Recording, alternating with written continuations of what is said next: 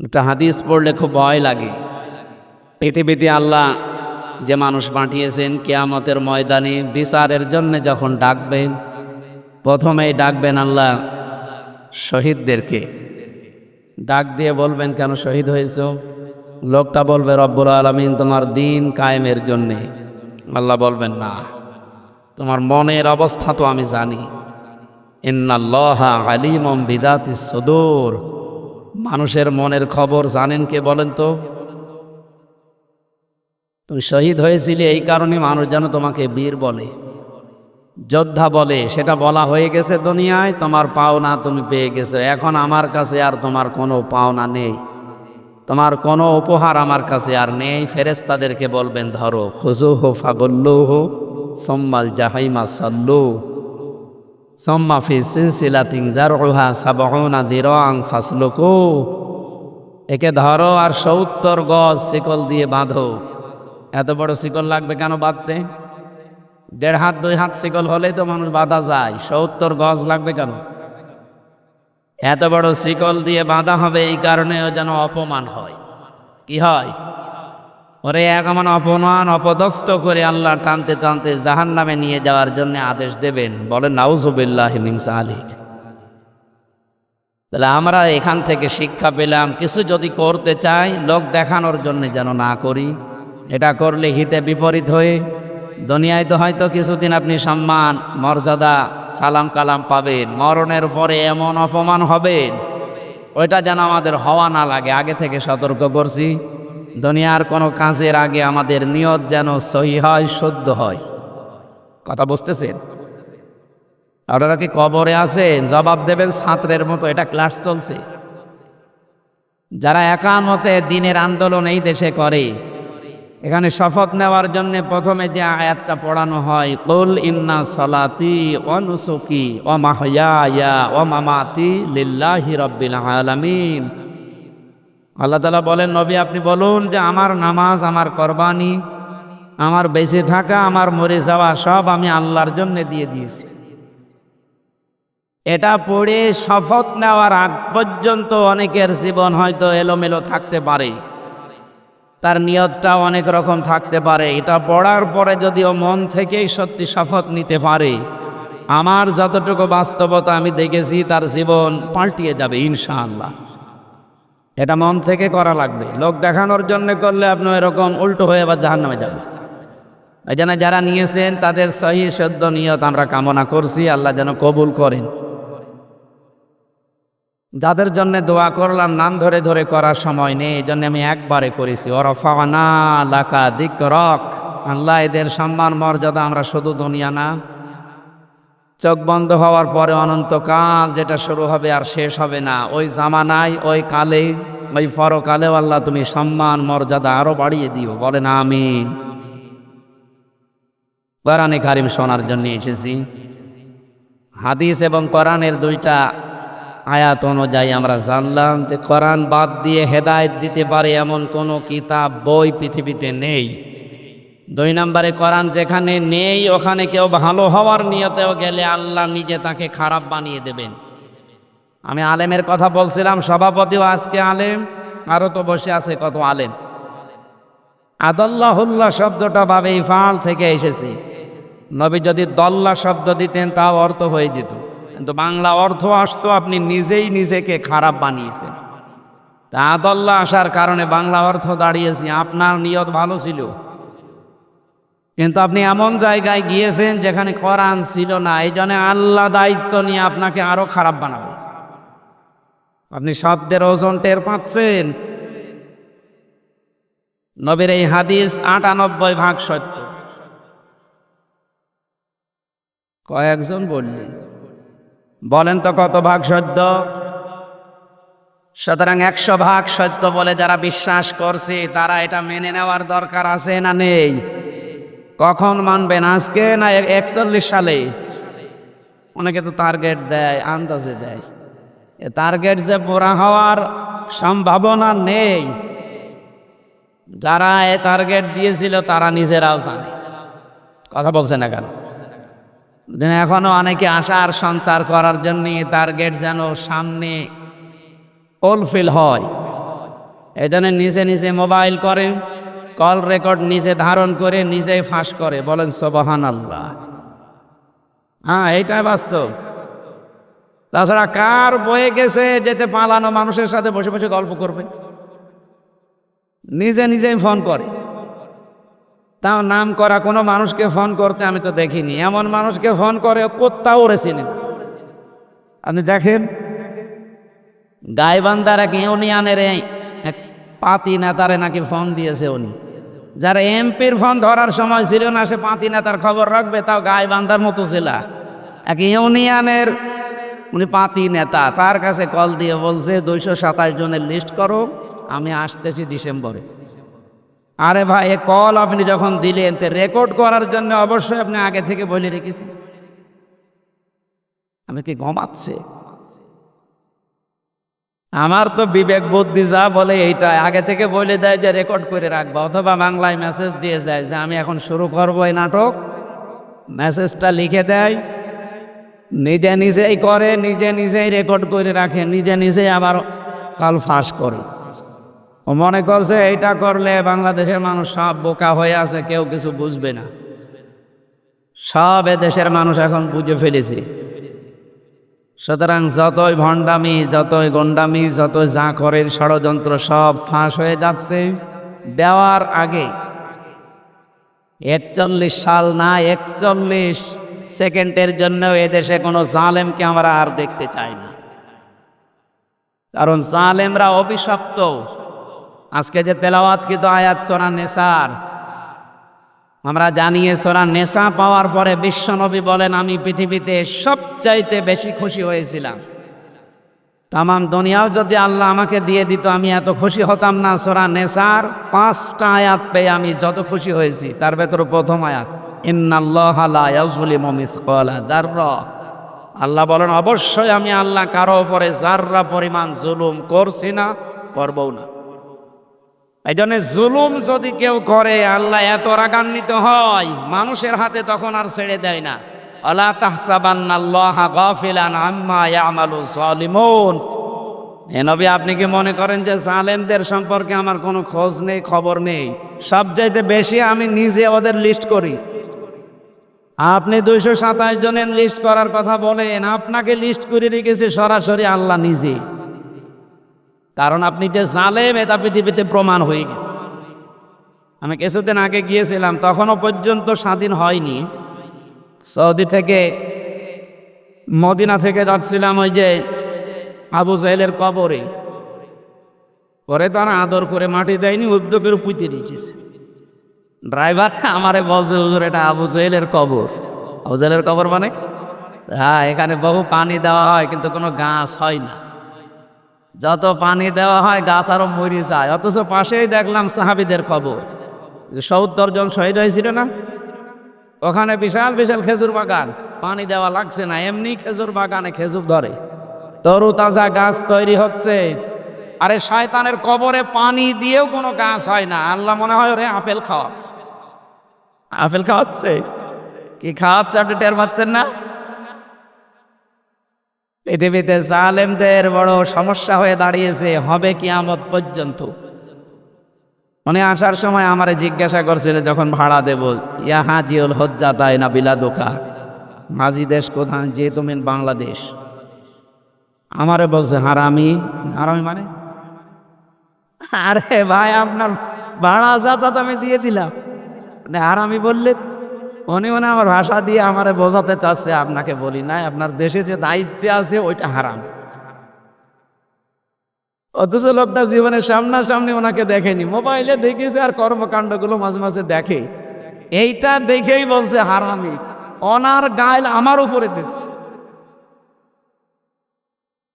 সম্মানিত ভাইরা, আমি যেটা বোঝাতে চাই এখান থেকেই, জালেমদের ব্যাপারে আমরা যদি খোঁজ খবর কেউ না রাখি, জালেমদের ব্যাপারে খোঁজ আছে কার? বলেন। সূরা শুরার 42 নম্বর আয়াতের প্রথম অংশ, ইন্নামাস সাবিলু আলাল্লাযিনা ইয়াজলিমুনান নাস। অবশ্যই আমি আল্লাহ নিজে মামলা দেব জালেমদের বিরুদ্ধে। সুতরাং যারা জুলুম করেছেন এটা যে প্রমাণিত তামাম পৃথিবী জানে। এজন্য গণহত্যার বিরুদ্ধে মামলা হচ্ছে, এক কথা বলেন না কেন? অন্যায় অবৈধভাবে এতদিন যাদের ইসলাম পন্থী মনে করে করে আপনি উল্টাপাল্টা মামলা দিয়েছিলেন, আজকের আইজির ঘোষণা দেখেননি? আইজির ঘোষণা হচ্ছে নিষিদ্ধ যারা হয়ে গেছে এরা যদি রাজনৈতিক কোনো সুযোগ সুবিধা নিয়ে মিছিল মিটিং করে, যদি ধরা পড়ে সন্ত্রাস বিরোধী আইনে ওদের মামলা হবে, 6 থেকে 6 বছর পর্যন্ত ওদের জেল হবে। আপনি যা করেছিলেন আল্লাহ পুরা উল্টিয়ে দিয়েছে। সুতরাং এর নিয়ামতটা আমার আল্লাহর। জালেমদের বিরুদ্ধে মামলা দেবে কে বলেন তো? আগামীতে এই দেশে কোনো জালেম সরকার চেয়ারে বসুক, এটা আমরা চাই না। হ্যাঁ, বসেন, যে পারেন বসেন, যাকে আল্লাহ দেয় তাওফিক, কিন্তু জুলুম করবেন না। তাহলে আপনি আর হামজার মামলার আসামি হবেন না, আপনি সরাসরি আল্লাহর মামলার আসামি হয়ে যাবেন। হেফাজত করুন আল্লাহ। যে শব্দ বলেছিলাম আলেমরা বুঝতেছে, আল্লাহ নিজে দায়িত্ব নিয়ে আপনাকে খারাপ বানিয়ে দেবে, গোমরা বানিয়ে দেবে, পথ হারা বানিয়ে দেবে যদি কোরআন নেই এরকম জায়গায় যান। আপনি নিজেই বললেন যে আমি হাদিসটা 100% বিশ্বাস করি। করেন তো? কারা করেন দেখি? লিল্লাহে তাকবীর। না না না, আমি আন্দাজে হাত তোলার পক্ষে না, বুঝে শুনে হাত তুলবেন, হাত যেন ঠিক থাকে। বলেন তোলেন, নামিয়ে ফেললেন কেন? তোলেন, দেখেন তো হাত তোলেনি কে? ঠিক আছে, আলহামদুলিল্লাহ। এই হাদিসটা মেনে নেওয়ার আহ্বান জানাচ্ছি। কার ইমানে মেনে নেওয়ার মতো শক্তি আছে আমি জানি না, দেখি বাস্তবে তো আমরা সামনে দেখব ইনশাল্লাহ। কোরআন যেখানে নেই ওই রকম পীরের দরবার যদি আমার বাবাও গঠন করে আমি ওখানে নেই। আমার জীবনের একটা আফসোস, আমার কুষ্টিয়ায় জন্ম হয়েছে। তামাম পৃথিবীতে এমন কোনো জায়গা আমি কিতাবে বইতে পেপারে পড়িও নাই, দেখি তো নাই যে গাঁজা খাওয়ায় পুলিশে পাহারা দিই।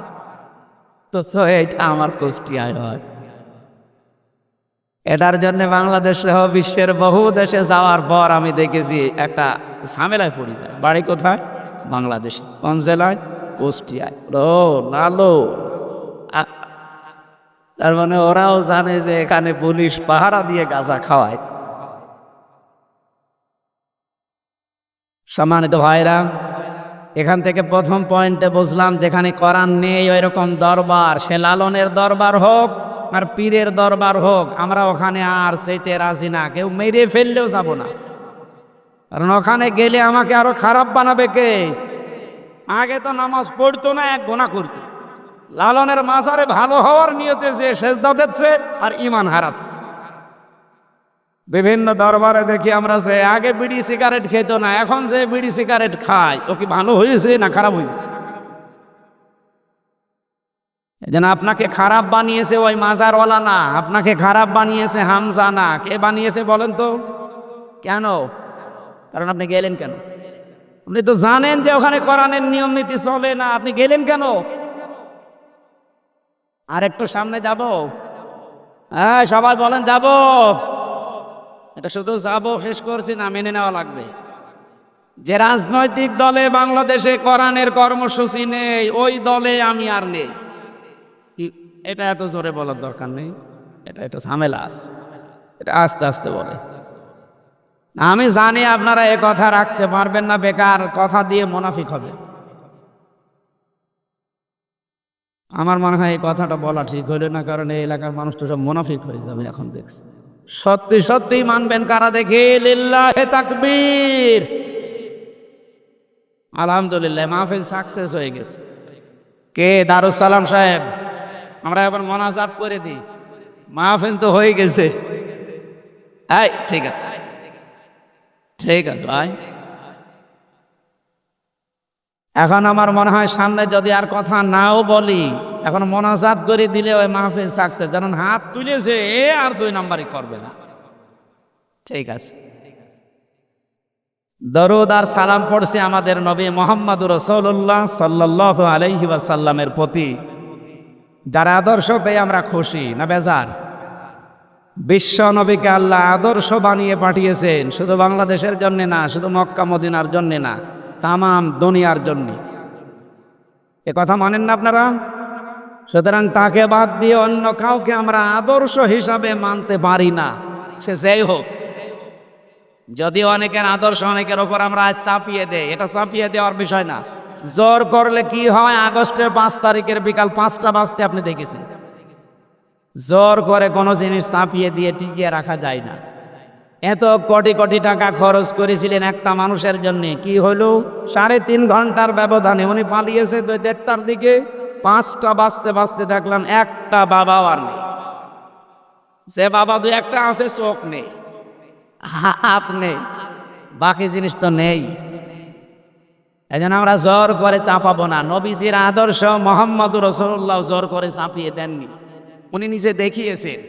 তার আদর্শ দেখার পরে মানুষ দলে দলে পালে পালে ইসলামে এসেছে, এইটাই বাস্তবতা। এই জন্য নবীজি জানিয়েছেন, কেউ যদি নেতা হতে চায়, এ বাংলাদেশে নেতা নেই, ছোট নেতা, মাঝারি নেতা, বড় নেতা, বিশ্ব নেতা, বিভিন্ন দাবি করা হয় না। বিশ্ব নেতা হওয়ার জন্যে 7টা কোয়ালিটি লাগে, যেটা বিশ্ব নবী মুহাম্মদ রাসূলুল্লাহকে আল্লাহ দিয়েছিলেন।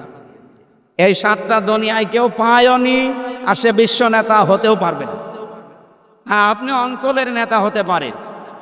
বিশ্ব নেতা হওয়ার প্রথম কোয়ালিটি লাগবে, তাকে দুনিয়াতে এই উভয় জগতের জ্ঞানী হওয়া লাগবে। এটা বানিয়ে বললাম। সূরা বাকারা 2 নম্বর পারা 19 নম্বর পৃষ্ঠা 14 নম্বর লাইনের 247 নম্বর আয়াতের মাঝের অংশে আছে, অলা ইন্নাল্লাহা আসতাফাহু আলাইকুম ওয়া যাদাহু বাসতাতান ফিল ইলমি ওয়াল জিসম, ইলা আখিরি আয়াত। আল্লাহ পাক বলেন, তোমাদের ভেতরে আমি যাকে নেতৃত্ব দেওয়ার জন্যে মনোনীত করি, নির্বাচিত করি, এই মানুষের 2টা কোয়ালিটি লাগবে। 1 নম্বরে তাকে জ্ঞানী হওয়া লাগবে, 2 নম্বরে তাকে শক্তিশালী হওয়া লাগবে। এ বাংলাদেশে বহু নেতা এখন দেখা যাচ্ছে, হয়তো এই জগতের জ্ঞান তাদের কিছুটা কিছু আছে, পরবর্তী জগতের জ্ঞান একেবারে শূন্য। কথা বলেন না কেন? এমনও মানুষ এই দেশে আছে। আজকে আমি ছিলাম যার সাথে, যশোরে শাইখুল হাদিস আল্লামা মামুনুল হক, আল্লাহ এরকম যোগ্যতা দিয়েছেন, এ জগতের যেমন জ্ঞান উনি অর্জন করেছেন, ওই জগতের জ্ঞানও আল্লাহ তারে দিয়েছেন। আমরা এইরকম নেতা চাই। আমিরে জামাত ডাক্তার শফিকুর রহমান জীবনে মাদ্রাসার বারান্দায় যায়নি, অথচ 3টা বছর আমি সাথে ছিলাম, পাশে ছিলাম, দেখেছি লোকটার যে জ্ঞান উভয় জগতে মিলে, তার যে তাওয়াক্কুল, তার যে ভরসা আল্লাহর উপরে, এটা অনেক আলেমের পর্যন্ত এখনো তৈরি হয়নি। খালি জোব্বা গায়ে দিয়ে, পাগড়ি মাথায় দিয়ে, তসবিহ টিপলে আল্লাহওয়ালা হওয়া যায় না। আপনাকে জ্ঞানী হওয়া লাগবে, এবং এই জ্ঞানের উপরে বাস্তবে আমল থাকা লাগবে।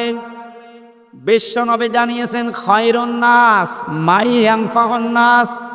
হাদিসের শেষে কিন্তু নাস শব্দ নবী দিয়ে দিয়েছে। খায়রুন নাস বলার পরে তিনি যদি বলতেন মাই ইয়ানফাউল মুসলিমিন মা মুসলিমুন, মানুষের ভেতরে তো উত্তম ওইটা যে লোকটার দ্বারা মুসলমানের উপকার হয়। নবী এটা বলেননি, নবীজি বলেন মাই ইয়ানফাউন নাস। ইয়ানফাউ এটা মোজারে, বর্তমান ভবিষ্যৎ, প্রেজেন্ট ফিউচার। এরপরে আল্লাহর নবী মুসলিমুন না দিয়ে নাস দিয়েছেন। শুধু মুসলমানের কল্যাণ করা, উপকার করা না, দুনিয়াতে মানুষ হয়ে মানুষের উপকার যারা করে, কল্যাণ যারা করে, এরা আল্লাহর কাছে উত্তম মানুষ। সুবহানাল্লাহ বলতে পারেন নাই? এই কোয়ালিটি আপনি কার কার ভেতরে পাবেন? এই দেশে তাকান, আমি যার নাম বলছি আমি দেখেছি, এই কারণে বলছি। ডাক্তার শফিকুর রহমান উনি দল মত দেখেন না, যেখানে যান উপকার করার জন্য মানুষ হলেই ছুটে যান। আমি জানি অনেকের এটা বিষের মতো লাগবে, কিন্তু এইটাই বাস্তব দেখা যাচ্ছে।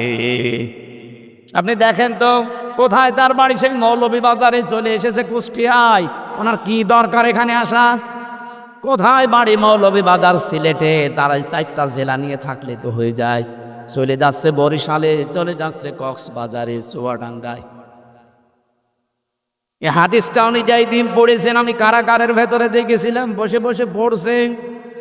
আমারে ডাক দিয়ে বলছে, হামজা এটা যদি পৃথিবীতে আল্লাহ সুযোগ দেয় আমি হাদিসটা 100% মানব। মানছেও তাই। আগস্টের 5 তারিখের আগে সুযোগ ছিল না, এজন্যে গোপনে মেনেছে। এখন আল্লাহ সুযোগ করে দেওয়ার পরে দেখছি প্রকাশ্যে মানছে। টাকাওয়ালা মানুষ দেশে নেই। কত মানুষ হারামি খারাপি পথে কোটি কোটি টাকার মালিক, 5টা টাকা খরচ করতে চায় না। অথচ দেখলাম কুষ্টিয়ায় 16 জন এই শহীদ পরিবারকে 2 লক্ষ করে টাকা ফাউন্ডেশন থেকে, সংগঠন থেকে উনি দিয়ে গেল। সুবহানাল্লাহ বলতে পারেন ভাই? এদেশে যারা রাজনীতি করছি আমরা, সত্যিই যদি আমরা জ্ঞানী হতাম, এই আয়াতটা এই হাদিসটা যদি আমরা মানতে পারতাম, এই দেশের অনেক অভাব দূর হয়ে যেত। দ্বিতীয় নম্বরে শক্তিশালী হওয়া লাগবে। এমন নেতা 3 জনের কাঁধে ভর করে যাচ্ছে না, আমরা এটা চাই না। ওনার 64 বছর বয়স, অথচ এখনো বলছে আমি যুবক। সুবহানাল্লাহ বলতে পারেন না? এই জন্য নেতৃত্ব যারা দেবেন সামনে, আপনার প্রথম কোয়ালিটি আপনাকে জ্ঞানী হওয়া লাগবে। ও ভয় জগতে শুধু এই জগতের জ্ঞানী হলে হবে না, এর পরবর্তীতে জগৎ আসতেছে, ওই জগৎ সম্পর্কে আপনার স্বচ্ছ ধারণা থাকা লাগবে, নয়তো আপনার জীবন পরিচ্ছন্ন হবে না। কথা বুঝতেছেন? এর পরবর্তী যে জগৎ, এটা যদি ক্লিয়ার কারো কাছে না থাকে, এটা জবাবদিহিমূলক আচরণ যদি তৈরি করতে না পারে, ও যত বড় নামি দামি লোক হোক, ওর জীবন পরিচ্ছন্ন করা সম্ভব না। এদেশে আমি নাম নিলাম না, একজন খুব জনপ্রিয় ছিল, এক স্যার, সবাই তাকে স্যার বলে জানে। কি হয়ে গেল আল্লাহ জানে। কিছুদিন দেখি এখন ইসলামপন্থী মানুষদের নামের আগে পরে উনি মৌলবাদ জিকির করছে। এই শব্দটাকে ফেরি করে 15.5 বছরে মৌলবাদের ধোয়া তোলে বহু মানুষকে আয়না ঘরে রেখেছেন, বহু মানুষকে গুম করেছেন, খুন করেছেন। হামজার মতো মানুষকে 3 বছর 5 বছর জেলে রেখেছেন। কথা বলেন না কেন? আমরা চাই এটা যেন এই মুসলমানের দেশে কেউ আর উচ্চারণ না করে। কাকে বলেন আপনি মৌলবাদী? মৌলবাদ না থাকলে আপনার মা বাবার বিয়ে হইতো না, আপনি জারজ হয়ে আসতেন। মুসলমানদেরকে, আলেমদেরকে যারা এই গালি দেয়, আমি দ্ব্যর্থহীন ভাষায় বলছি, ওগুলোর জন্ম আসলে সমস্যা আছে। নয়তো আপনি এই গালি দেন কেন?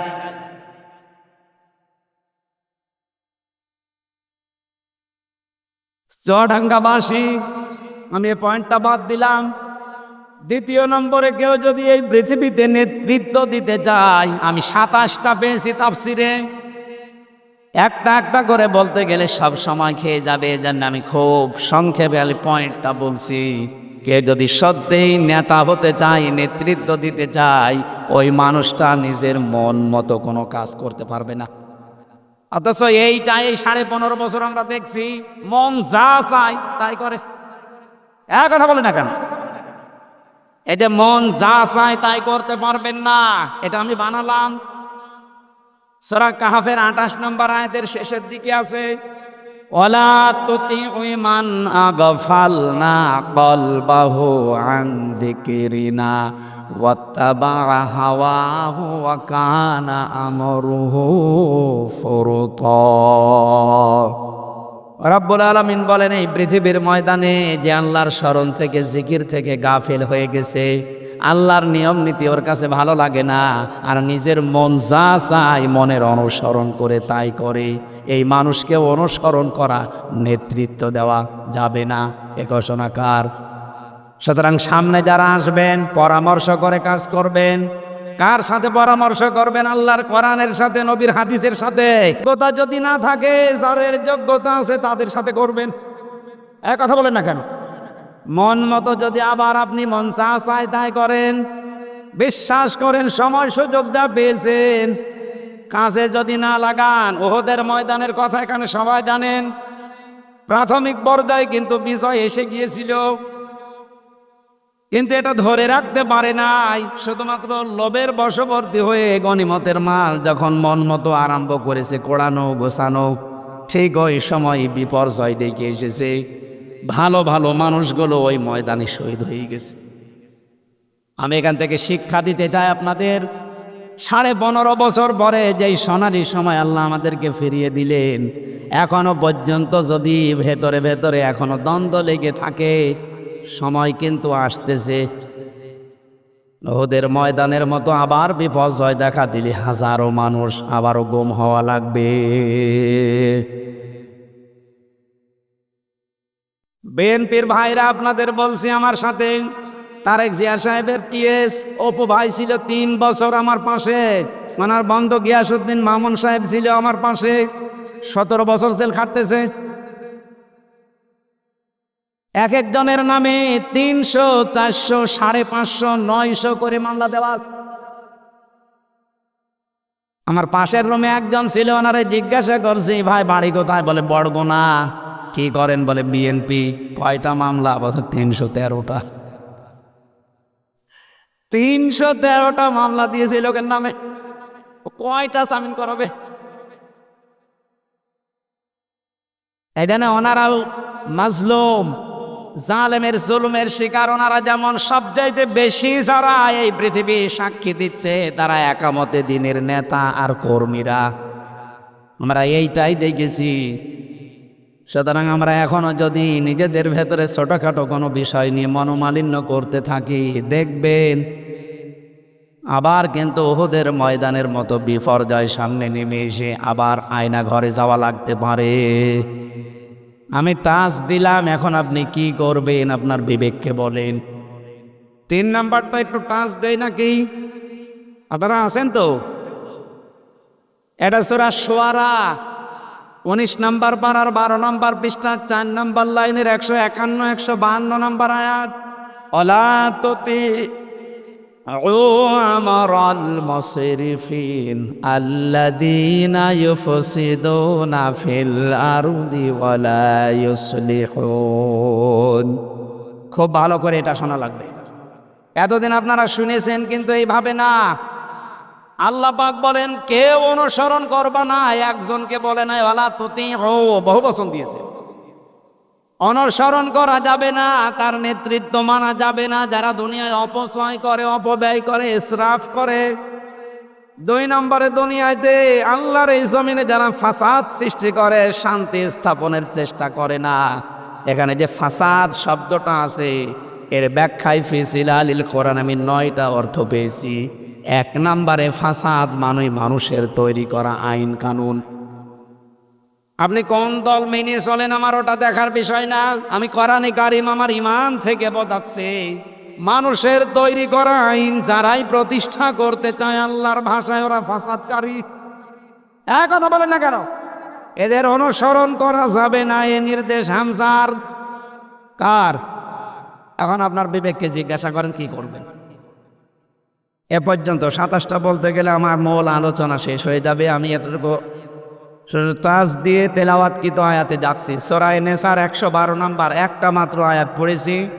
আমাদের আজকের আলোচনার বিষয় হচ্ছে দোষারোপ। কি বললাম? বলেন। এই 15.5 বছর এটা সবচেয়ে বেশি ছিল, এখনো চলতেছে। কিয়ামত পর্যন্ত এই আয়াতটা যেহেতু থাকবে, এখান থেকে আমরা কিছু শিক্ষা নিয়ে বাড়ি যেতে চাই। রাজি আছেন না? জবান খোলে কোরআনের সোনালী আয়াত একবার পড়ে নিন। আউযু বিল্লাহি মিনাশ শাইতানির রাজিম। বিসমিল্লাহির রহমানির রহিম।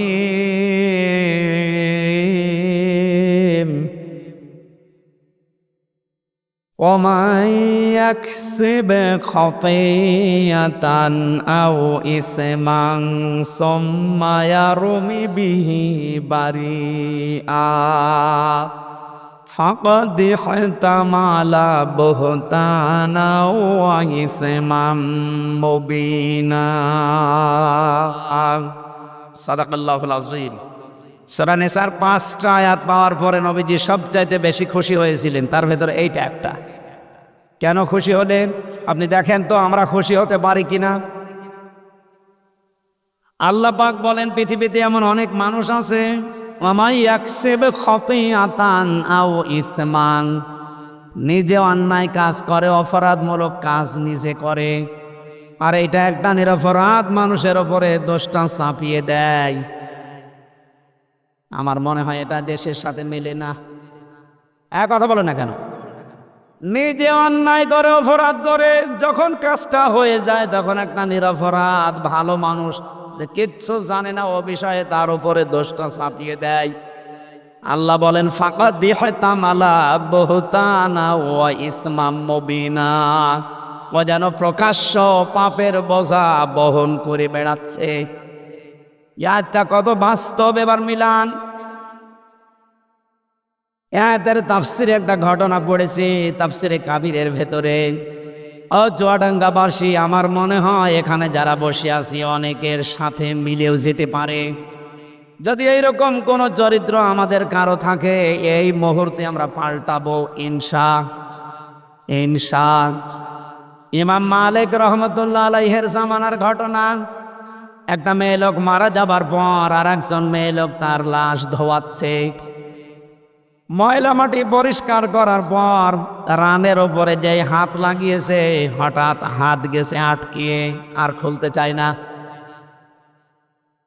ওই এলাকায় যিনি ইমাম ছিলেন তাকে ডাক দিয়েছে যে আপনি একটু ফতোয়া দেন, কি করা যায়। ইমাম সাহেব ফতোয়া দিচ্ছে, এক কাজ করেন, এই যে জীবিত মেয়ে লোকের তো কিছু করা যাবে না, এর তো হাতের দরকার আছে সামনে।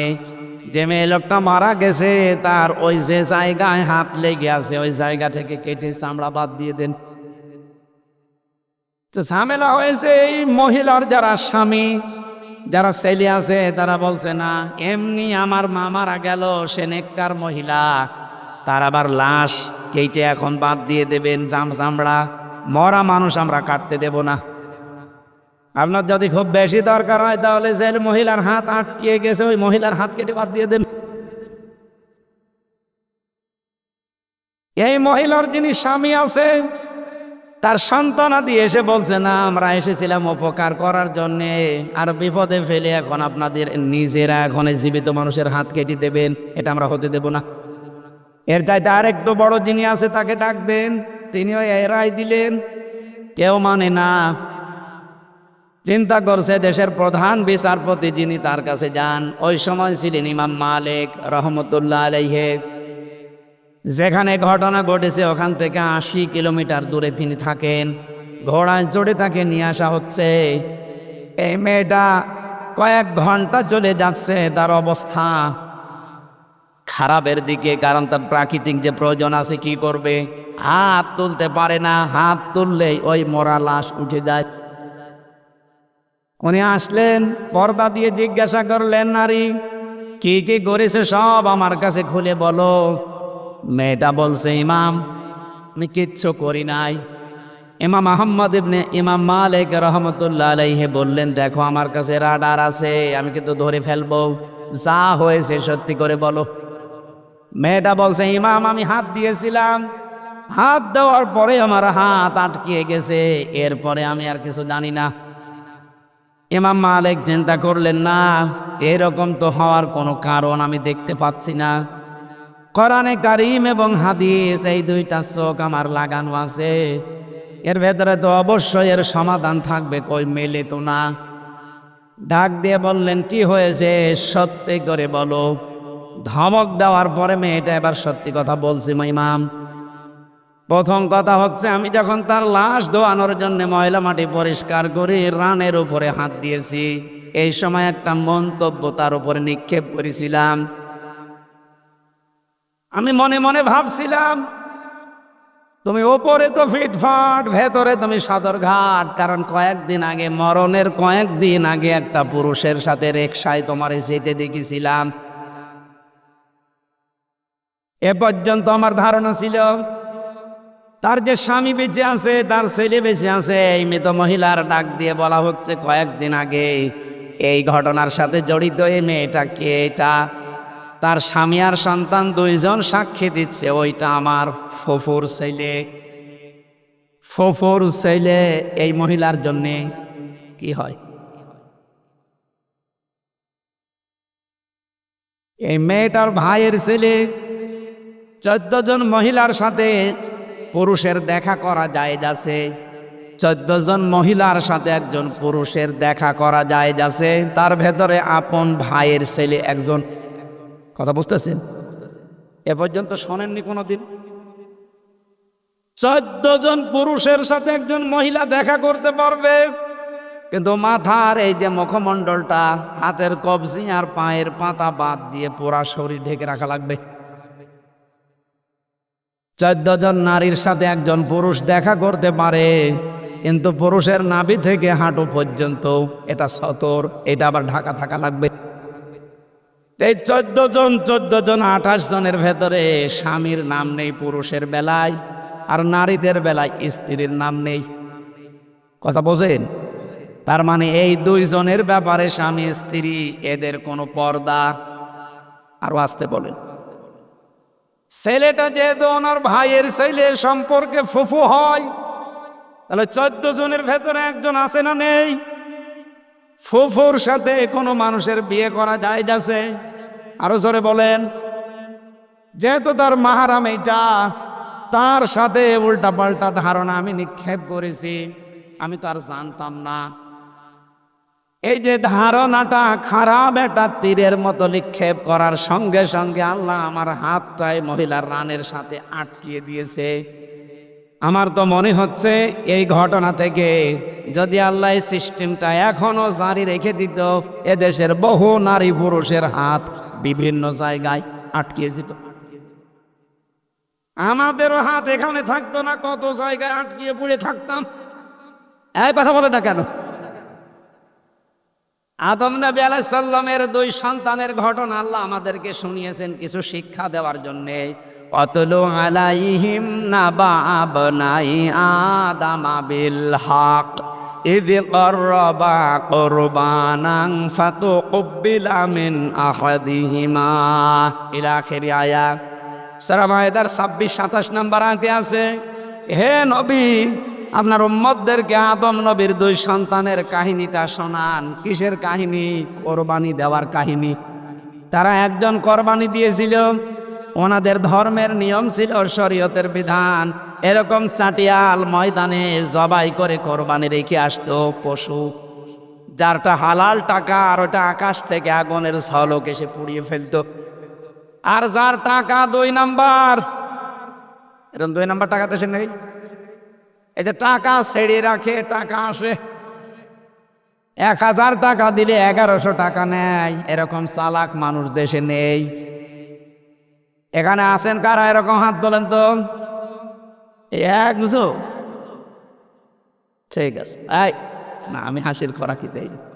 এটাই যারা আছেন 1000 টাকা ছেড়ে রাখেন, 1100 টাকা পান মাসে মাসে, এই ব্যবসা বন্ধ করা লাগবে। রাজি আছেন না আপনারা? যদি রাজি না থাকেন তাহলে মায়ের সাথে জেনা করার গুনাহ হবে।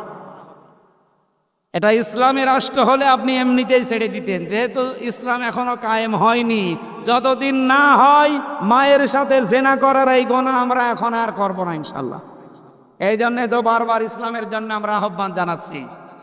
আমিরে জামাত ডাক্তার শফিকুর রহমানের সবচাইতে বড় কথা এইটা এখন, যে ইসলাম কায়েম করে দেন দেশে, যেগুলো জুজুর ভয় দেখানো হচ্ছে সবগুলো মিথ্যা প্রমাণিত হবে ইনশাআল্লাহ। ওরা মেয়েদেরকে ভয় দেখাচ্ছে। আজ বারবার ওনাকে টক শোতে ডেকে এই প্রশ্ন করছে, ইসলাম যদি চলে আসে মেয়েরা কি হবে, মেয়েদের কি হবে? মেয়েদের কি হবে মানে? ইসলাম এদেশে আসলে সবচাইতে বেশি নিরাপদে থাকবে মেয়েরা। কথা বলেন না কেন? এদেশে দেখো জাকাত ভিত্তিক অর্থনীতি কায়েম হবে সংসদে, সুদ নেওয়ার মতো না, সুদ দেওয়ার মতো না, সব বন্ধ হবে রাষ্ট্রীয়ভাবে। জাকাতের টাকা কালেকশন করে নিজেরা সব বাড়িতে বাড়িতে পৌঁছিয়ে দিয়ে আসবে, সেইটাই চাচ্ছি আমরা। শুধু ইতিহাসে পড়েছিলাম ওমর ইবনে আব্দুল আজিজের জামানায় এই ঘটনা, কেন আমরা ইতিহাসে পড়তে যাব? আমরা এটা দেখতে পারি না? সেই সুযোগ আল্লাহ যখন আমাদেরকে দিচ্ছে, আমরা একটু কাজে লাগাই। আমরাও যেন নিজেরা জাকাতের টাকা ঢোল পিটিয়ে বলতে পারি, কে নেবেন, কে নেবেন। কথা বলেন না কেন? সেই পরিবেশ বাংলাদেশে কায়েম হবে, আমরা দেখতে পাচ্ছি ইনশাআল্লাহ। কিন্তু আপনারা যেন হাত তুলেছেন যে কোরআন যেখানে নেই সেখানে যাব না, এটা আবার ঠিক রাখা লাগবে। এটা এখান থেকে যে উল্টিয়ে ফেলেন তো কিয়ামতের আগে এদেশে কে নেবে বলা যাবে না। আলমডাঙ্গাবাসী হযরত আদম আলাইহিস সালামের সন্তানের হাবিলের যেটা এটা কবুল হয়ে গিয়েছিল, তার টাকা হালাল ছিল। কাবিলের যে টাকা এটা অবৈধ টাকা ছিল, দুর্নীতির টাকা ছিল, ফাঁকি দেওয়া টাকা ছিল। এই জন্যে তারটা পড়ে আছে, আল্লাহ কবুল করেননি।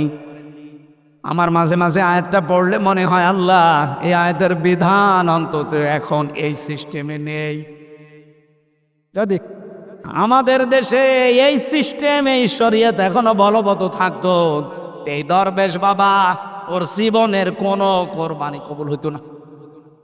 ৩৬,০০০ কোটি টাকা ওর জীবনে কোরবানি হয় ১০০টা না ৫০০টা গরু দিলেও কবুল হইতো। সব ওই ময়দানে পড়ে থাকতো, ওর বদনাম আরো বের হইতো। মানুষ বলতো যে ও কি দরবেশ, ও তো দাড়ি কেটেছে ভয়েও আগেই কেটে ফেলতো। কথা বলেন ঠিক কিনা? মেয়েটা বলছে ইমাম আমি তো এই কাজ করেছি না জেনে, এখন আমার কি হবে? ইমাম সাহেব ডাক দিয়ে বললেন, না বুঝে করেন আর না বুঝে করেন, অন্যায়ের শাস্তি যদি দুনিয়াতে না নিয়ে যান তাহলে এই বিচার আল্লাহ কিয়ামতে ডবল করে করবে। এখানে আমার একটা পয়েন্ট আছে, খুব ভালো করে শুনবেন। আমি গতানুগতিক কথা বলছি না। এ বাংলাদেশে 15.5 বছরে ক্ষমতায় যারা ছিলেন তারা বহু অত্যাচার জুলুম নির্যাতন করেছেন, এটা প্রমাণিত। এটা যে প্রমাণিত তার প্রমাণ আসল আয়না ঘর। এক কথা বলেন না কেন? তার প্রমাণ ইলিয়াস আলী গুম হওয়া।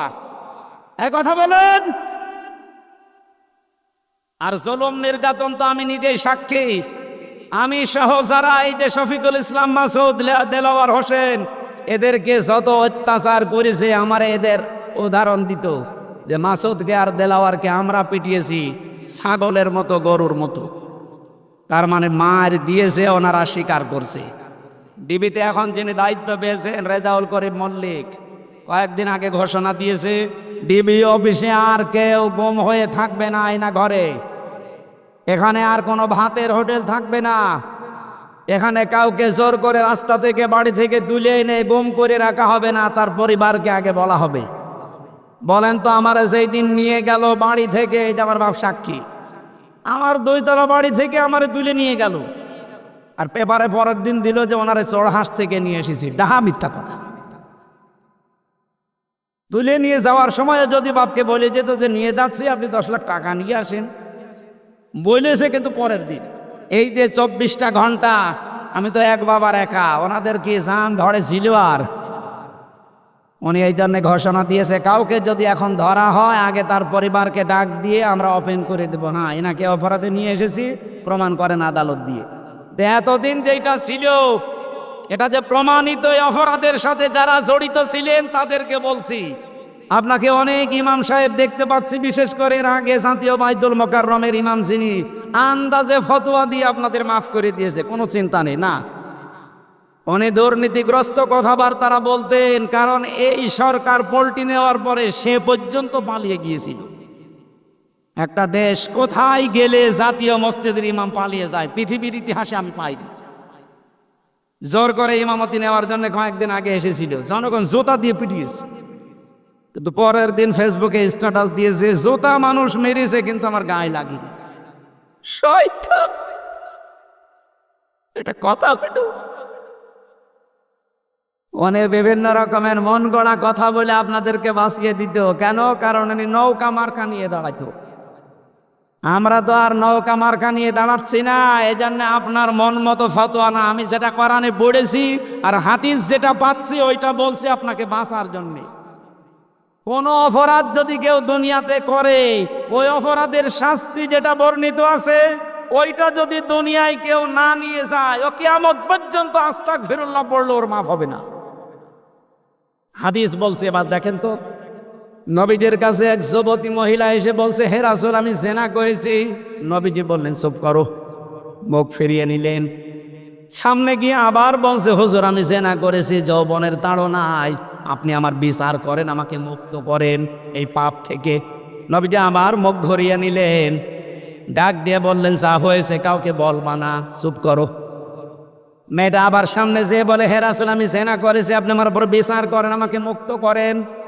আজ বাংলাদেশে বিভিন্ন পীরের দরবারে, বিভিন্ন মসজিদে, বিভিন্ন ওয়াজ মাহফিল, তাফসির মাহফিলের নামে আমরা দেখি অপরাধী মানুষগুলো তাদের কাছে টাকা পয়সা দিয়ে বলে, হুজুর আস্তাগফিরুল্লাহ পড়িয়ে দেন। আর হুজুরও পেয়েছে, পড়িয়ে দিচ্ছে। আমরা আস্তাগফিরুল্লাহ রাব্বি মিন কুল্লি যামবি ওয়া তুবু ইলাইহি পড়াই না? এ কথা বলে না কেন? নবীজি কি ১৫০০ বছর আগে ওই মহিলাকে বলতে পারতেন না, ওই যা হয়েছে হয়েছে, গোপনে আস্তাগফিরুল্লাহ পড়ে নাও? বলতে পারতেন না? আর সে আরব দেশের মানুষ, তার আরবি ভাষা একবার বললেই তো তার মুখস্থ হয়ে যেত। সে তো নিজেই বুঝতো যে আমি কে বলছে। আস্তাগফিরুল্লাহ রাব্বি মিন কুল্লি যামবি পড়লে তার হয়ে যেত। নবীজি তাকে এইটা শেখান নাই। বলছে, দেখো তুমি জেনা যখন করেছো, গর্ভবতী হওয়ার কারণে এই সন্তানের কোনো দোষ নেই। বিচার যেটা আছে আমি করতে পারি, কিন্তু সন্তানটা আগে খালাস হোক। সন্তান খালাস হওয়ার পরে এসে বলে, হে রাসূল আমার হয়ে গেছে, আপনি দয়া করে বিচার করেন। বিশ্বনবী বললেন, না, 2 বছর তাকে দুধ খাওয়ানো লাগবে। 2 বছর দুধ খাওয়ানোর পরে শক্ত খাবার দিয়ে নিয়ে এসেছে। হে রাসূল আমার সন্তান এখন খাবার খেতে পারে, তাড়াতাড়ি আপনি আমার বিচার করেন, খুব ভালো করে মিলাবেন। আমার মনে হয় এইটাই আসল কথা। নবীজি ডাক দিয়ে বললেন, সাহাবী বাচ্চাটার দায়িত্ব কেউ নিয়ে নাও। মেয়েটাকে পাথর দিয়ে নিক্ষেপ করে বুক পর্যন্ত গেড়ে দিয়ে মেরে ফেলো। সবাই পাথর মারছিল, হঠাৎ হযরতে খালিদ ইবনে ওলীদ একটা বড় পাথর নিয়ে এত জোরে নিক্ষেপ করলেন, তার নাকের ওপরে লাগার পরে ফিনকি দিয়ে রক্ত তার শরীরে লেগেছে। মানে ভৎসনা দিলেন, গালি দিলেন, বড় কঞ্চিত করে বললেন, এরকম নাপাক মহিলার রক্ত আমার শরীরে লেগেছে। নবীজির কানে চাবার পরেই নবীজি বললেন, থামো খালিদ, এ কথা বলবা না। এই মহিলার যে অনুশোচনা, অনুতপ্ত হওয়ার যে দৃশ্য, আমি নবী, তুমি নবী না, আমি যা দেখি তুমি দেখতে পাও না, এর যে কাজ আমি কোরআন দিয়ে বিচারটা করে দিয়েছি। ও নিজের অপরাধ থেকে মুক্ত হওয়ার জন্য যেভাবে চেষ্টা চালিয়েছে, কোন জালেমও যদি এইভাবে তওবা করে, আল্লাহ তাকেও মাফ করে দেবেন। কি বুঝলেন বলেন? জন্মের পর থেকে হাদিস আমরা অনেকে শুনেছি। এখান থেকে মূল শিক্ষা হচ্ছে কয়েকটা। 1 নম্বরে নবীজি কিন্তু তাকে বলেন না যে যাও গোপনে আস্তাগফিরুল্লাহ পড়ে নাও, আর কিছু হবে না, এটা বলেননি। 2 নম্বরে মহিলাকে বলেছে, হ্যাঁ বিচার করতে পারি, কয়েকটা ধাপ পাল্টাও। আগে খালাস করো সন্তান, শক্ত খাবার খাওয়াও, এরপরে নিয়ে আসো। 3 নম্বরের ধাপ হচ্ছে তার এই অপরাধের শাস্তি কার্যকর করার পরে আল্লাহর নবী ঘোষণা দিয়েছেন মহিলা জান্নাতি। কথা বলেন না কেন? এজন্য 15.5 বছরে যত অপরাধ আপনি করেছেন, যে সেই ধরনের, কেউ গুমের সাথে, কেউ খুনের সাথে, কেউ চাঁদাবাজির সাথে, কেউ জেনার সাথে, কেউ চুরির সাথে, কেউ ডাকাতির সাথে, কেউ আয়না ঘরের সাথে, কেউ জোর করে ভোট নেওয়ার সাথে। হ্যাঁ, এটা হয়েছে। আমার সাথে যে ওসি সাহেব ছিল জেলখানায়, আমার বলছো, হুজুর আমি তাওবার ব্যাখ্যা একদিন বললাম, উনি শোনার পরে জ্ঞানী মানুষ তো আমার বলছো, হুজুর আমি কি করব, আমার তো একটা ভুল হয়ে গেছে। আমি যখন ফেনীর দায়িত্বে ছিলাম, ওই সময় ভোট যেই দিন হবে ওই দিন রাতের বেলা, রাত 12টার পর থেকে আমার লোকজন নিয়ে আমি ভোট কাটা আরম্ভ করলাম। আল্লাহর নাম নিয়ে কিন্তু আরম্ভ করেছি একেবারে ফজর পর্যন্ত। ফজরের আজান দেওয়ার পরে আমি গোসল করে ওযু করে এবার নামাজে দাঁড়ালাম। আল্লাহু আকবার। নামাজ শেষ করার পরে পড়লাম আস্তাগফিরুল্লাহ। আমার তাওবা কি হয়েছে? তাওবা হয়নি, ইয়ার কি হয়েছে? হ্যাঁ, এটা ইয়ার কি। কারণ আপনি তো আল্লাহর কাছে অপরাধ করেননি, আপনি অপরাধ করেছেন এই দেশের 18.5 কোটি মানুষের সাথে। আগে এদের কাছে মাফ চান, এরা যদি মন থেকে বলে ঠিক আছে আমরা মাফ করে দিলাম, এরপরে আস্তাগফিরুল্লাহ কাজ হবে। কথা বলে না কেন? আপনি মাফ চাচ্ছেন আল্লাহর কাছে, আস্তাগফিরুল্লাহ। আপনি কি আল্লাহর ভোট কেটেছেন? আপনি তো ভোট কেটেছেন হামজার। আগে হামজাকে বলেন। আর আপনার মাফ হবে না আর একটা কারণ ওই সময় ছিল হয়তো একটা এমপির আন্ডারে 3.5 লাখ মানুষ। এই 3.5 লাখের ভেতরে হয়তো এই 8-10 বছরের ভেতরে অনেকে মারা গেছে। এই কথা বলছে না কেন? তাহলে 1 লাখও যদি মরে যায়, আপনি 3.5 লাখের ভেতরে আর 2.5 লাখ পাচ্ছেন, এদের কাছে নয় ক্ষমা চাইলেন। ওই 1 লাখের তো মরে গেছে, ওদের কাছে ক্ষমা চাবেন কি করে? তার মানে আপনার মাপ হয়নি। এই কথা বলছে না কেন? সুতরাং এই অপরাধের সাথে যারা জড়িত তাদের দুনিয়াও শেষ, আখেরাত তো শেষই হয়ে গেছে। আপনি আজকে দুদকের বিরুদ্ধে দুদক মামলা দিচ্ছে। এই নির্বাচন কমিশনার যে 15 জন ছিল, একজন মরে গেছে আর 14 জন আছে। তাদের হিসাব নেওয়া হচ্ছে, তাদের সম্পদ কোথা থেকে কিভাবে এসেছে আর কোথায় গিয়েছে। আমার মনে হয় শুধু এদের না, যারা এই 15 বছর দায়িত্বে ছিল প্রত্যেকের হিসাবে নেওয়া দরকার। সব বেরিয়ে আসবে। এদেশটা দাঁড়িয়ে যাবে, শুধু পাচার হওয়া টাকাগুলো নিয়ে আসতে বলেন, এদেশ আবার দাঁড়িয়ে যাবে ইনশাআল্লাহ। আমি আপনাকে সত্যি বলছি, কোরআন আমার সামনে, আমি বাঁচাতে চাই। ওরা যা বলছে আপনাকে ধোঁকা দিয়ে প্রতারণা করে আপনার এই টাকাগুলো খাওয়ার ধান্দায় আছে। আপনার অপরাধ মাফ হবে তখন যার কাছে অপরাধ করেছেন স্বীকার করবেন যখন। আপনি তো স্বীকারই করতে চান না, আরো আপনি বৃদ্ধি বাড়ে আপনার। ওসি সাহেবের মাফ হবে না এই কারণে, কারণ উনি যে মানুষগুলো মারা গেল তাদের কবরের কাছে যে মাফ চাবে, তারা কি এখন ওই কবর থেকে মাফ করতে পারবে? আর জীবিত মানুষদের এই 3.5 লাখের 2.5 লাখ মানুষ এখন মনে করেন বেঁচে আছে এই একটা আসনে, তাদের কাছে যে মাফ চাবে কি করে? এত বড় অপরাধের সাথে যারা জড়িত, যেই ধরনের অপরাধ করেছেন, এই শাস্তি কিভাবে দুনিয়ায় আছে ইসলামকে জিজ্ঞাসা করেন। ওই শাস্তি নিয়ে মারা যান, ওই মহিলার মতো আপনার তওবা কবুল হবে। এবার না বোঝার ভান করে আছেন, কারা হাত তোলেন তো? আলহামদুলিল্লাহ, তো সব শিক্ষিত মানুষ। ইমাম সাহেব জিজ্ঞাসা করছে, মনে আছে না ওই কাহিনীটা? জিজ্ঞাসা করছে কি হয়েছে এরপরে?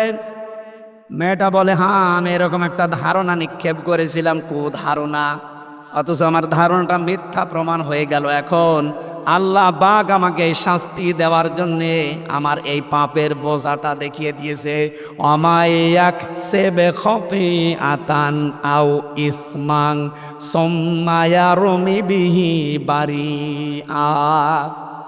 যে ব্যক্তি নিজে অন্যায় কাজ করে, নিজে অবৈধ কাজ করে, এই কাজটা করার পরে একটা ভালো মানুষ নিরপরাধ মানুষের ওপরে দোষটা চাপিয়ে দেয়, এই মানুষটা যেন ফাঁকা দিহাইতামালা বহুতান ওয়া ইসমাম মুবিনা, ও প্রকাশ্য পাপের বোঝা বহন করে বেড়াবে। আল্লাহ দেখিয়েছে না দেখাননি? এখন তোমাকে তো শাস্তি দেওয়া লাগবে, নয়তো হাত খুলবে না। কোরআনে বর্ণিত যে শাস্তির বিধানগুলো আছে আমি একটা একটা করে কার্যকর করব। কিছুক্ষণ আগে যে হাদিস বললাম, পাপের শাস্তি দেওয়ার পরে তার মাফ হয়েছে, এবারও তিনি কোরআন থেকে দলিল নিয়েছেন যে পাপের শাস্তিটা আগে দিয়ে নেই, এরপরে তোমার আমি আস্তাগফিরুল্লাহ পড়াবো। কি আছে পাপের শাস্তি?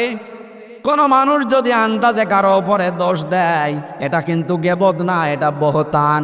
এটা কি বলেন বলেন? অপরাধ। দ্বিতীয় নম্বরে, কোন সতী সাধবী নিরপরাধ কোন মেয়ে লোকের উপরে যদি কেউ তার চরিত্রের উপরে দাগ দেয়, কোরআনে কারিম জানিয়েছে তাকে 80টা বেত মারা লাগবে, আর জীবনেও কোনোদিন ওই মানুষের সাক্ষী গ্রহণ করা হবে না। সূরা নেসার সূরা নূরের 4 নম্বর আয়াতে আছে এটা, ওয়াল্লাযীনা ইয়ারমুনাল মুহসানাতি সুম্মা লাম ইয়াতু বিআরবা'তি শুহাদা ফাজলিদুহুম সামানিনা জালদা ওয়ালা তাকবালু লাহুম শাহাদাতান আবাদা। মুসলমানেরা, ইমাম সাহেব ডাক দিয়ে বলেছে, প্রধান বিচারপতি উনি, হে নারী হে মহিলা, যদি 4 জন সাক্ষী জোগাড় করতে না পারো, আন্দাজে দোষ দিলে কেন এই নিরপরাধ মেয়ে লোকটার উপরে? কোরআনের প্রথম শাস্তি, তোমাকে 80টা বেত মারা হবে। কয়টা? আরো জোরে বলেন। 2 নম্বরে, তোমাকে জীবনেও কোনোদিন আর সাক্ষী হিসাবে উপযুক্ত মনে করা হবে না, কোনোদিন এই পৃথিবীতে তোমার সাক্ষী আর গ্রহণ করা হবে না। এই আয়াতটা যদি আজ বাংলাদেশে 53 বছর আগে আমরা কায়েম করে দিতে পারতাম, আল্লাহর কসম এই দেশে বিনা কারণে কারো উপরে কেউ দোষ দেওয়ার সাহস পেত না। কত মানুষকে বিনা কারণে দোষ দিয়ে আপনি জেলের ভেতরে রেখে দিয়েছেন। আন্দাজে দোষ দিয়ে তাকে ফাঁসি পর্যন্ত দিয়েছেন, যাবজ্জীবন দিয়েছেন। এই ঘটনায় দেশে আছে না নেই? আমরা দেখতে পাচ্ছি ওই বিচারে, ওই ট্রাইব্যুনালে এখন এদেরই বিচার আল্লাহ ব্যবস্থা করে দিয়েছেন। এখানে যারা এগুলো করছেন আপনারা থামবেন, জীবনও আপনার আর কোনোদিন সাক্ষী নেওয়া হবে না। এত বড় শাস্তি দুনিয়ায়। মেয়েটাকে জল্লাদ ডাক দিয়ে বলছে, হ্যাঁ একটা একটা করে পিটাও। ৭৯টা হয়ে গেছে কিন্তু হাত খোলে না।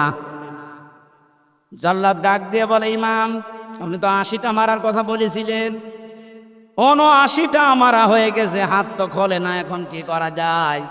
ইমাম সাহেব বললেন, দাঁড়াও, আমি কোরআনে কারিম দিয়ে বিচার করছি, কোনোদিন এটা মিথ্যা হতে পারে না।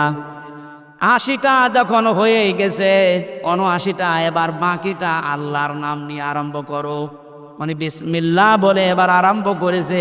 ৮০টা মারতে দেরি, হাত খুলতে দেরি হয়নি। বলেন আল্লাহু আকবার।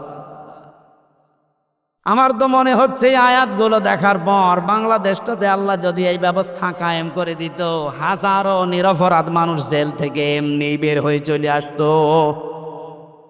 ১,১০,০০০-এর উপরে মানুষ এখন জেল খাটছিল আমার সাথে। ওই সময় আমি খোঁজ খবর যতটুকু নিয়েছি, ১০০ জনের প্রায় ৭০ জন বিনা অপরাধে কিচ্ছু জানে না, আন্দাজে দোষ দিয়ে তারা আটক করে রেখেছে। যেমন আমি নিজে যে মামলা আমারে দিয়েছিল, মামলার সাথে আমার সম্পৃক্ততা পায়নি আদালত। কয়েকদিন আগে আমার মামলা পুরা খারিজ হয়ে গেছে, আমি নির্দোষ, এটা প্রমাণ হয়েছে। আমার মতো ১০০ জনের ৭০ জন ঠিক এইভাবে আন্দাজে জেল কাটতেছে। কথা বলেন না কেন? যদি প্রমাণ করতাম যে নিরপরাধ মানুষের উপরে কেউ দোষ দিলে, এটা যদি প্রমাণ করতে না পারে সাক্ষীর মাধ্যমে, তাহলে যেই শাস্তি তাকে দেওয়া হয়েছে ওই শাস্তি যারা সাক্ষী দেবে, মামলার আয়ু যারা জড়িত, যারা, সবার এই শাস্তি হবে। এদেশে মামলায় হইতো না। হ্যাঁ, কথা বলে না কেন? এমনি লক্ষ লক্ষ মামলা এমনি মিটে দিত। বলেন তো এখন আমার কি উচিত না আমার মামলার আয়ু সহ যারা এর সাথে জড়িত, যেহেতু দোষ পাইনি, আমি নির্দোষ, অন্তত তাদেরকেও আমি চাই ৩ বছর এভাবে ফাঁসির কন্টেম ছেলে রেখে দিক। এক কথা বলেন না কেন? তাহলে হবে ন্যায় বিচার। আপনি আন্দাজে অবিচার করে আমি অসলম অবস্থায় কাটিয়ে দিলাম, আর আপনি বগল বাজাবেন, মানে আপনার কোনো বিচার নেই। আপনার প্রথম বিচারই এইটা যে আপনাকে আমি ৩ বছর এইভাবে কষ্ট দিয়ে রাখবো। আমার জন্যে ৩ বছর, ব্যারিস্টার আরমানের জন্য ৮ বছর, তাও জেলখানায় না, আয়না করে। এক কথা বলছে না কেন? আমান আজমির জন্য ১০ বছর, ১০, ৮, ১৮, আমার ৩, ২১ বছর পরে দেশে আসার চেষ্টা করে। আপনি চট করে ঢুকে পড়বেন, মানে ২১ বছর পরে আসবেন, আর আমরা জানি ২১ বছর পর আপনি কব্বরে থাকবে। হ্যাঁ, কথা বলেন না, আপনি আবার রাগ করেন না।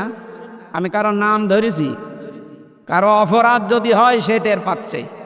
যে যেই কাজ করেছেন, কেউ যদি টাকা পয়সা চুরি করে থাকেন দেশের জনগণের, আপনার হাত কাটা লাগবে, হাত কেটে দেন, এরপরে আমার কাছে আসেন, আমি আস্তাগফিরুল্লাহ পড়াচ্ছি।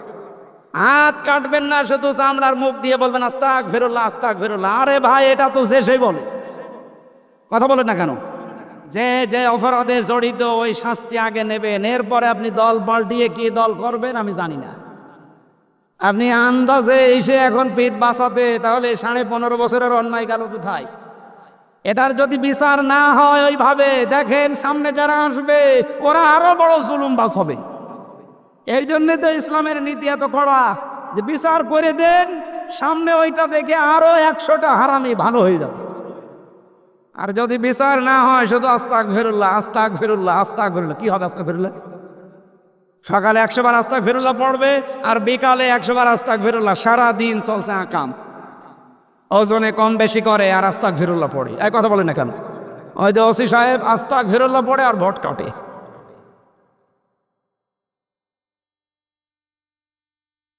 আশিটা মারা হয়ে গেছে।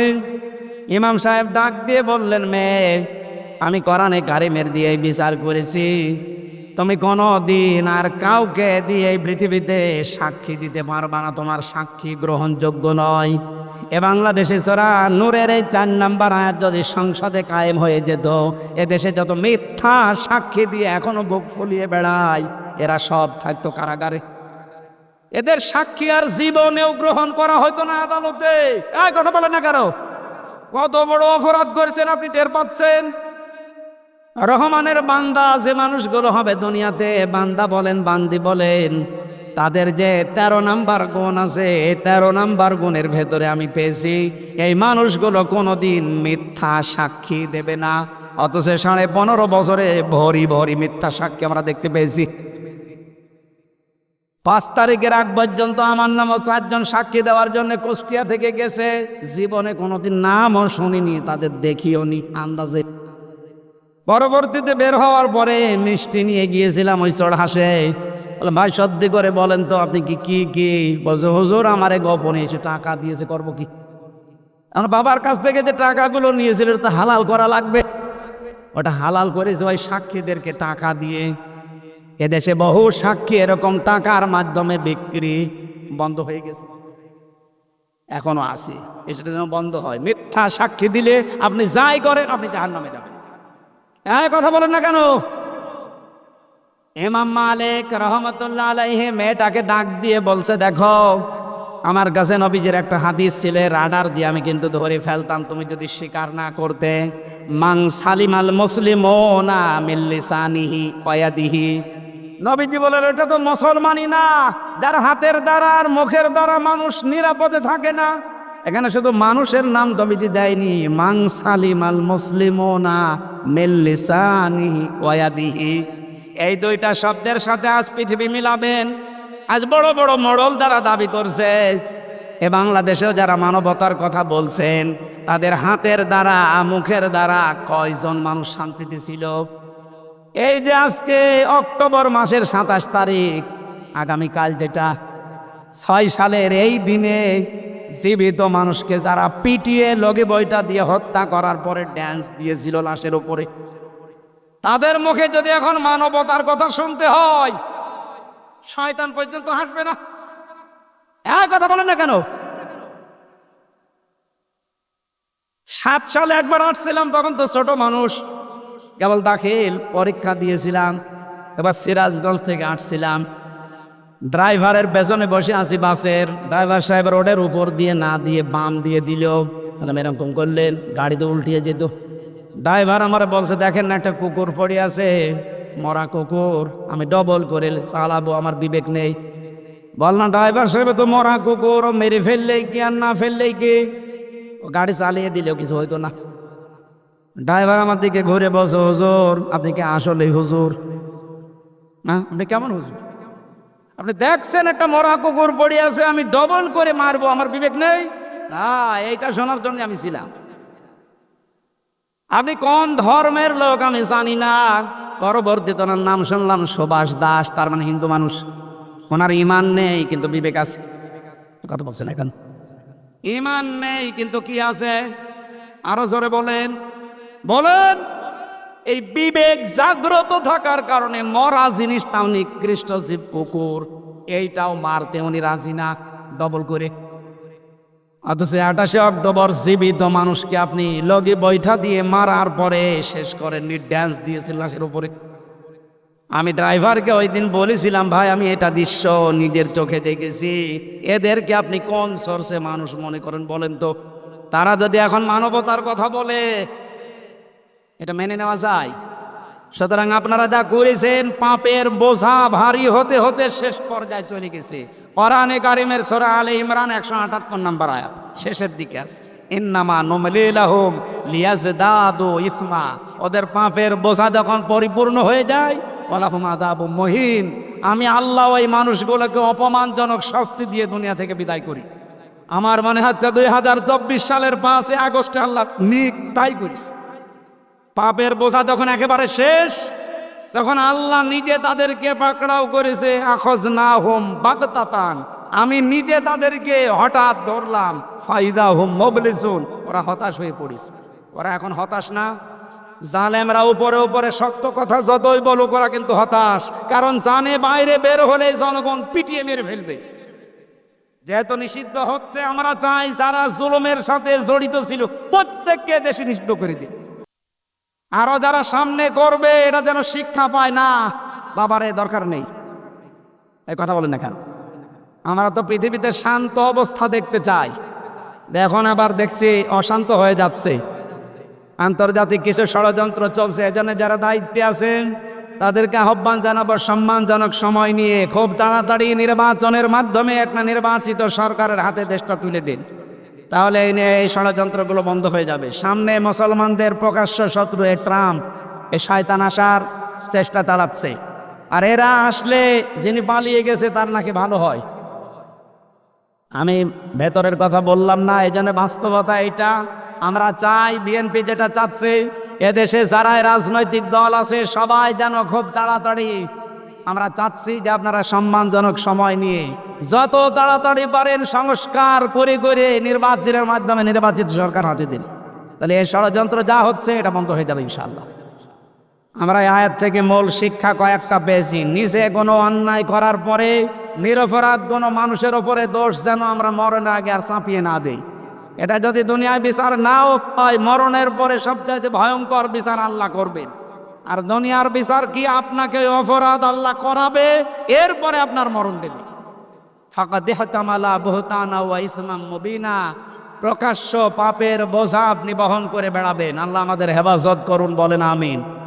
মেয়েরা যারা এসেছেন, সম্মানিত মা বোনেরা, জান্নাতে যাওয়া আপনাদের জন্য সহজ। 5 ওয়াক্ত নামাজ নির্ধারিত সময় আদায় করেন, রমজান আসলে রোজাগুলো রাখবেন, নিজের শরীরকে পর্দার ভেতরে যেটা রাখা দরকার এতটুকু রাখেন, স্বামী যাদের আছে জায়েজ কথা মেনে তাদের খুশি রাখেন। জান্নাতের 8টা দরজা আপনার জন্য খোলা থাকবে ইনশাআল্লাহ। আল্লাহ কোরআনের এই আয়াতের উপরে আমি সহ যারাই শুনেছি আমাদের জীবন যেন তুলে দেন, বলেন আমিন, আল্লাহুম্মা আমিন। লা ইলাহা ইল্লা আনতা সুবহানাক ইন্নী কুনতু মিনাজ জালিমিন। এই মোনাজাত করেন বসে, মোনাজাতটা বসে করেন, একটু বসেন। মোনাজাতের পরে ওই যে সাদা গাড়িতে আমার লিখিত বই আছে, যাওয়ার সময় মেয়েদের জন্য নিয়ে যাবেন। রব্বানা আতিনা ফিদ দুনিয়া হাসানা ওয়া ফিল আখিরাতি হাসানা ওয়া কিনা আযাবান নার। আর মাথা নিচু করেন, মাথা নিচু করেন, চক্ষু বন্ধ করেন, জীবনের অপরাধগুলো স্মরণ করেন। আশা করছি কোরআনের অনুষ্ঠানের কারণে আল্লাহ অপরাধগুলো শুধু মাফ করবে না, পুরা জায়গাটা আল্লাহ নেকি দিয়ে পাল্টিয়ে দেবে ইনশাআল্লাহ। মাথা নিচু করেন, মন থেকে আফসোস নিয়ে আসেন। ইউনূস নবীর মতো আফসোস করেন, লা ইলাহা ইল্লা আনতা সুবহানাকা ইন্নী কুনতু মিনাজ জালিমিন। রব্বানা যালামনা আনফুসানা ওয়া ইল্লাম তাগফির লানা ওয়া তারহামনা লানাকুনান্না মিনাল খাসিরিন। রব্বুল আলামিন, চুয়াডাঙ্গা জেলার আলমডাঙ্গা থানার এনায়েতপুর চাড়াপাড়াদি তোমার হাজার হাজার লক্ষ লক্ষ বান্দা বান্দিরা বসে বসে নিজের গুনার কথাগুলো স্মরণ করে হাত তুলেছি। তুমি নিজেই জানিয়েছো, ওয়াকালা রাব্বুকুম উদউনি আস্তাজিব লাকুম, আমাকে ডাকো আমি ডাকের সাড়া দেব। বড় আশা নিয়ে আমরা হাত তুলে বসে আছি। আল্লাহ, তুমি ইউনূস নবীর মতো আমাদেরকেও ক্ষমা করে দাও। ফাস্তাজাবনা লাহু ওয়া নাজ্জাইনাহু মিনাল গাম্মি ওয়া কাযালিকা নুনজিল মুমিনিন। শুধু ইউনূস নবী না, এইভাবে করে যারাই ক্ষমা চায় আল্লাহ তুমি তাদেরকেও নাকি নাজাত দিয়ে দেবে। আমাদেরকে তুমি আমাদের গুনাহ থেকে নাজাত দাও, আমাদের গুনাহ থেকে আমাদের জীবনের মধ্যে মুক্ত করে দাও। এ বিশাল আয়োজনে যে জায়গা থেকে যারা অবস্থান নিয়ে সহযোগিতার হাত বাড়িয়েছে, আল্লাহ গ্রামবাসীর ওপরে তোমার রহমত নাজিল করো। যে যাই করুক না কেন, এরা কোরআনের কাছে এসে সব এক হয়ে গেছে। আল্লাহ, তুমি এদেরকে কোরআনের জন্য এক এবং নেক বানিয়ে দাও। আলোচনার সওয়াবগুলো তুমি বিশ্বনবীর রওজায় পৌঁছিয়ে দাও। দুনিয়ার মাটির নিচে যারা ঈমান নিয়ে ঘুমিয়ে আছে এদেরকে ক্ষমা করো আল্লাহ।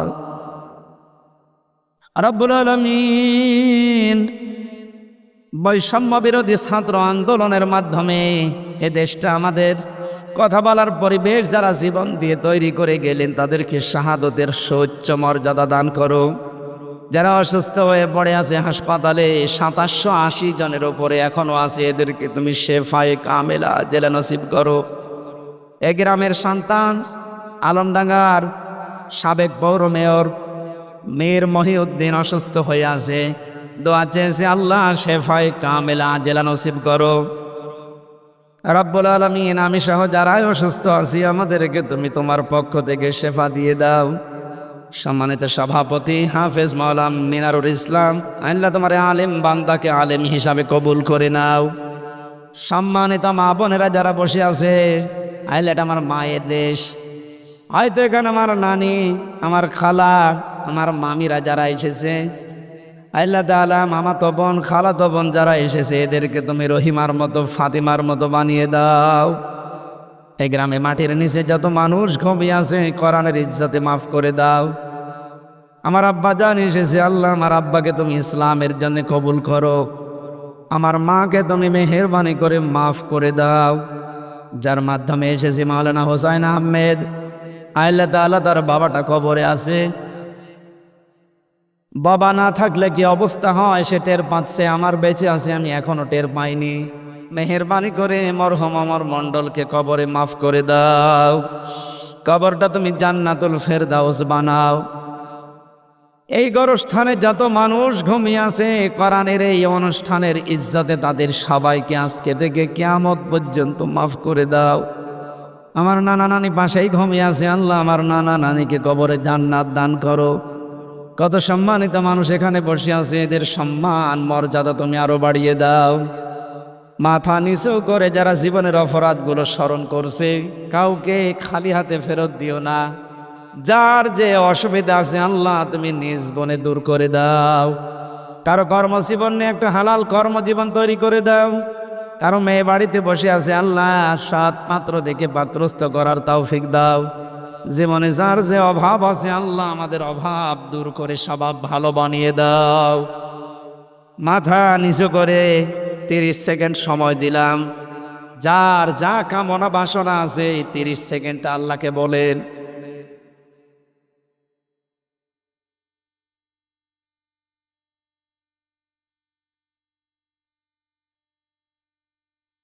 রব্বুল আলামিন তিনটা কন্যা সন্তান আমাকে দিয়েছে, তুমি তাদের ফাতেমার মতো বানিয়ে দাও। হোসাইন তার 2টা মেয়ের জন্য দোয়া চেয়েছে, আল্লাহ মেয়ে 2টাকে তুমি ফাতেমাতুজ জোহরার মতো বানিয়ে দাও। আমার স্ত্রী লাইফ সাপোর্টে ছিল, তুমি ফিরিয়ে দিয়েছো, আল্লাহ তুমি তাকেও কবুল করো। বারাকাল্লাহু লানা ওয়া লাকুম ফিল কোরআনিল আযীম। কখন কার কাছে মরণ চলে আসে আমরা জানি না। মরতে আমাদের দুঃখ নেই, কিন্তু কোরআনের খাদেম হয়ে মরতে চাই। আর মুখে আমাদের যেন শেষ কথা এইটা থাকে, লা ইলাহা ইল্লাল্লাহু মুহাম্মাদুর রাসূলুল্লাহ। আসসালামু আলাইকুম।